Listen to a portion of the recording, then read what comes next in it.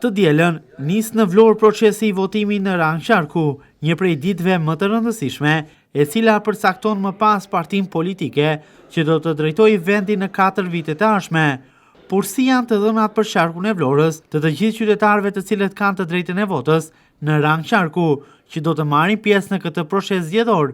Sipas të dhënave zyrtare, Vlora në rang qarku do të prodhojë në total 12 mandate, ku 4 prej të cilëve janë në listë mbyllur.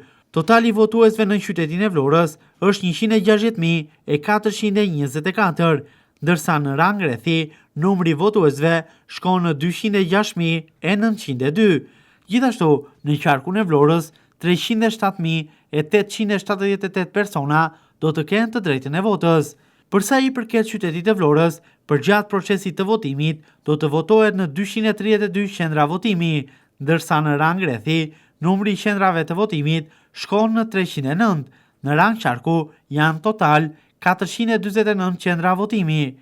Në zgjedhjet parlamentare të vitit 2021, pjesëmarrja ishte 33.56%, totali numri të votave të siguruara ishte 97.966, nga mbi 300 persona të cilët kanë patur në rang qarku të drejtën e votës, ndërsa nga diaspora, e cila do të votojë për herë të parë këtë vit, në qarkun Vlorë janë regjistruar 18.500 shtetas shqiptar, jashtë vendit, të cilët kanë të drejtën e votës, por pritet të shihet se sa prej tyre do të votojnë. Sipas informacioneve, procesi do të mbikëqyret nga grupet e OSBE Dirit në terren.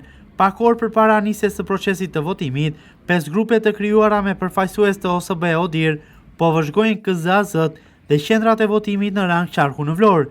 Gjithashtu, grupet të OSBE Dirit do të vëzhgojnë të gjithë procesin e votimit, por edhe numërimit të votave, edhe në bashkinë Imar dhe Selenis, por edhe në bashkitë e tjera në rang qarku, deri në mbylljen totale të këtij procesi.